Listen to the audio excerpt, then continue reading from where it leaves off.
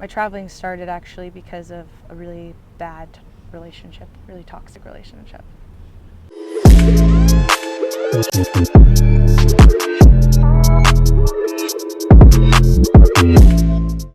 Yeah, so my name is Sarah Nicole. I was born in Riverside, California. I grew up most of my life with my mom, a single mom in Palm Desert. And when she passed away, I went ahead and moved over here to Orange County with my father. And I've been traveling for the last 4 years. Tell me a little bit more about your childhood.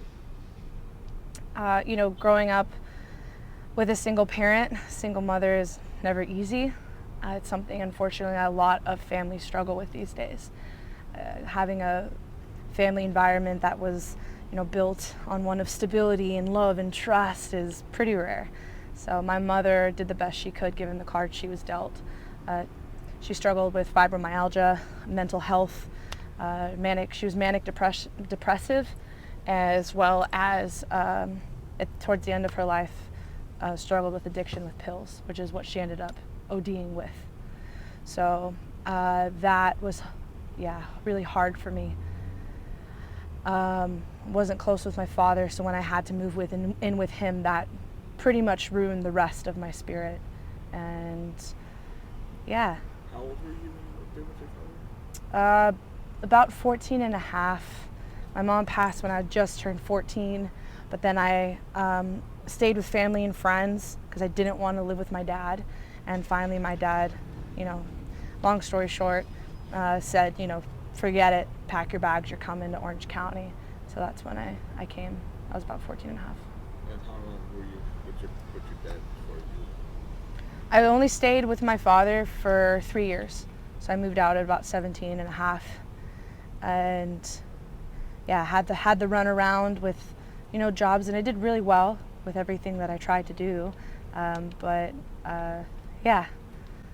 traveling started actually because of a really bad relationship, really toxic relationship. You mentioned that before that night you were homeless. Yeah. How long were you homeless for? So I had packed my bags from my exes. That was 4 years ago. So that's really what started my travels. I always wanted to travel, but I never thought that it would start the way that it did. I left a really not safe environment, packed up a car that wasn't even mine, and left from Ohio. I drove cross country back to California, broke down in Kansas, had not a dollar to my name at that time. And so I started living in the car then, and little by little, slowly upgraded. This is by far the biggest and luxurious vehicle that I have owned. It's a mansion to me compared to what I started in. So, Very nice. yeah.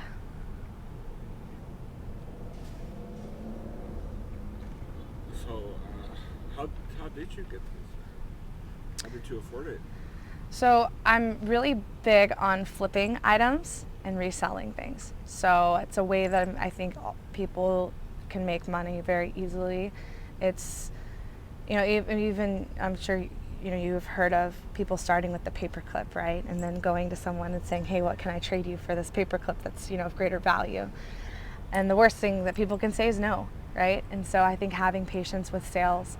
I invested in stocks a while back when I had extra cash, so started getting residual income that way. And I'm a hustler through and through, so it doesn't matter how much money I think is going to come in or not. The market's unpredictable. So I got into this whole crypto metaverse nonsense, which I don't even understand to the fullest capacity, to be honest. But I had really good mentors in it, which helps as well. So that, with a combination of my hustling, is what allowed this to happen. What is the coolest thing you flipped? Coolest thing? I flipped everything from literally going to thrift stores and making a quick $40 on a suitcase to buying, even my jewelry, reselling crystals or finding stones that I've personally found in places like New Mexico or in California, and then making those into jewelry, and that was free. And then I sell it for which it isn't about money. Sometimes I give a lot away for free, but yeah, selling those for $30, hundreds of dollars sometimes. Some people, just give. Yeah. Okay, we'll be back to your jewelry, but did you graduate high school? I did, yeah. What high school did you graduate? Valencia. What year? Valencia High School in 2014. Yeah, so that would make me 26. Were you popular? I wouldn't say I was popular. I fit in where I fit in. I have always kind of been, I think my attachment style too. After my mom passed away, I had a hard time really connecting with people and believing that people were going to stay. And so that led to a very wide array of relationship issues and struggles. I had two different, mannerisms about me. One where I would leave before I got too close to somebody and just constantly put up walls and barriers, and then another where I became overly codependent and let people walk on me. So anyways, to answer your question, in high school I kind of just hopped around with all of the groups. I could get along with people, but I never really got close with anybody because I never allowed anybody to get close with me. Have you ever dabbled with any drugs? Alcohol. Alcoholism runs in my family, very much so. Yeah, my father is a functioning alcoholic. He's gotten better over the years, but that was a very slippery slope that I could have gone a lot deeper into. I never dove into harder drugs because I knew the way that addiction runs in my family. If I did, I wouldn't come back. So I always had that self-control of saying no to harder substances. How about college? Did you ever go to or think about going? Yeah, so I went to college for a little while. I studied psychology. Human behavior fascinates me, and it's really beautiful. I love understanding how the brain works and what chemicals give birth to different behaviors and things of that nature.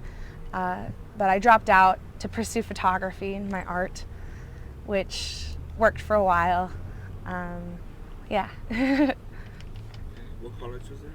Santiago.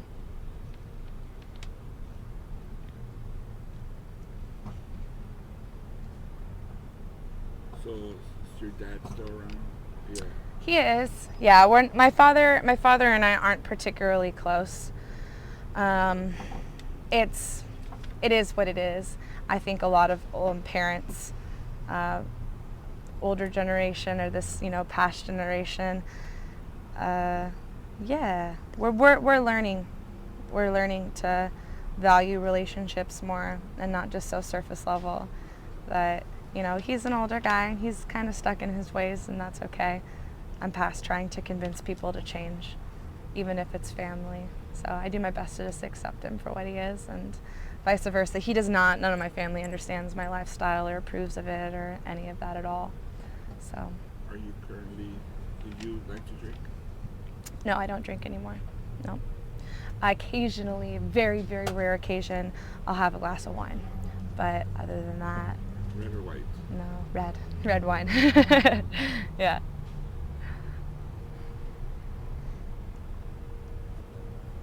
So tell me about your current event life.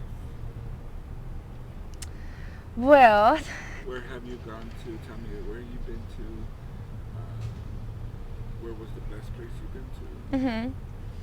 So I haven't really done van life very organized. A lot of people, I really admire people that set off on this particular mission and journey and road to go to all the national parks, and I think that's awesome. I love nothing more than just putting on music, hitting the road, kind of knowing the direction that I'm in, but then I allow myself through my travels to get lost on the back roads and just find little oddball places to pull, over to, and wake up and I'll be in the middle of a field, I'll be next to a ravine, and I find that there's a waterfall nearby, and I just look at Google Maps and go, okay, there's a lake over here. And so I can't honestly, when people ask me where to go, Um, when people ask me like where my favorite places are, I I probably couldn't tell you again because I was just so in the moment, you The know. little back places. Totally, This yeah. would totally be a good YouTube channel. I know it. I know it. I struggle with. That's my I think my big thing too is feeling connected. You know, I think we all are struggling with that right now. Like the world's moving so fast and it's so demanding of us in all ways. You know, women have our own struggles and men have your own struggles, but we both struggle and we're both like holding this heaviness of like, how do we do any of this? And so for me, van life was a way of healing myself and understanding like the deepness and the simplicity that lies within my spirit and being able to find who I am on every back road and to connect more with the great spirits and understand the elements in ways that I haven't been able to understand. From my childhood anyways, you know, these things weren't really taught, at least to me. But one of my favorite places, my favorite trips that I ever took, I would probably say this last year in the States, it was Oregon. I went and I worked on a farm for a little while up there. That was really beautiful. I forget where I was, but it was this beautiful, and there was this one beautiful forest that I loved. I think it was called Hobbit Trail. There's these little holes, like randomly throughout the whole trail, and it looked like little hobbit like holes. It was so bizarre, like nobody could explain it. We didn't know. And then I drove all the way down to Los Cabos San Lucas in Mexico on the Baja side. And that trip was a trip of a lifetime. So Mexico calls to my spirit very much so. But yeah, that's definitely two of my favorite places. So you've been to Mexico. What states in the U.S.? I've pretty much been to all the states. Yeah, there's still a few that I haven't been. Like I haven't done Arkansas and like Alabama. Florida, I haven't gone as far enough to Florida, and so a couple of those surrounding states too. And then I didn't do Vermont yet. So there's a couple that I haven't. But basically from like Texas to Ohio-ish up and over, I've done all those states there. And then I've dabbled on the East Coast, but that was when I was younger, not in van life.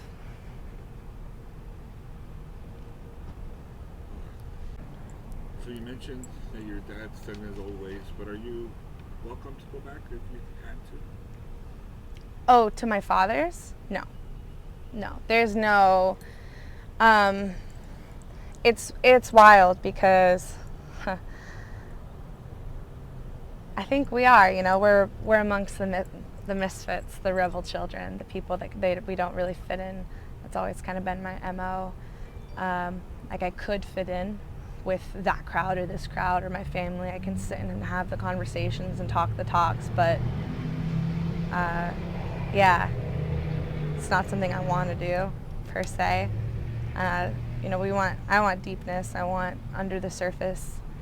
You know, and I think that just surface level conversation is so common nowadays, just to pass time, and I just refuse to make that normal for me in my life. So, my dad has unfortunately. I wish him a beautiful life, an abundant life, but I wouldn't be able to stay with him. So I have beautiful friends that I've made that have become my family along the way. That's something that I think I've learned a lot through traveling, is the kindness of strangers absolutely amazes me. These strangers that I've known for 5 minutes are willing to give me more than my family that has known me my whole life, and that says a lot. So that's something I'm really grateful for. And there's like a deepness. You see another person with van life and you can just walk up and talk to them and, hey, I have this extra food, or can I trade? There's a deep like level of camaraderie because like you just see someone living van life or see somebody on the street and you know, like, I don't know you, but like, I know you, brother. I know you, sister. Yeah. Speaking of all that great stuff, has there been a scary situation when you're out there? Now, all this time you've traveled alone, or have you traveled with somebody? No, I've been alone. Tell me about a scary situation or two. Yeah, so I think traveling as a solo female, there's quite a few things that I would suggest for women. And I think it's absolutely important. It's 100% non-negotiable to me. I always carry a knife on me. Actually, right now I don't have my pack on me, but I was gonna say if I could grab it, I would show you. But I have a little pack. I always have. You can show us when we're. Yeah, I have a fixed blade always on my hip, and yes, I know how to use it. So I've trained martial arts. I've trained like Taekwondo and Muay Thai. I just started getting into Jiu-Jitsu, which is like I'm really excited to like actually learn more about that. But yeah, so that's number one. I think that every woman should always have like pepper spray and a knife on them, 100%.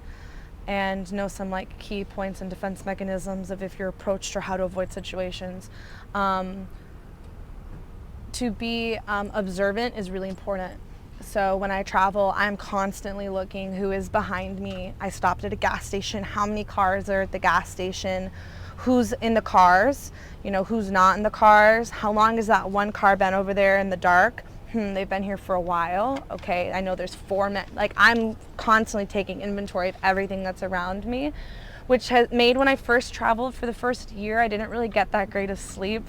Because even out in the wilderness, I was kind of nervous a little bit that like someone was gonna, you know, come and get me somehow.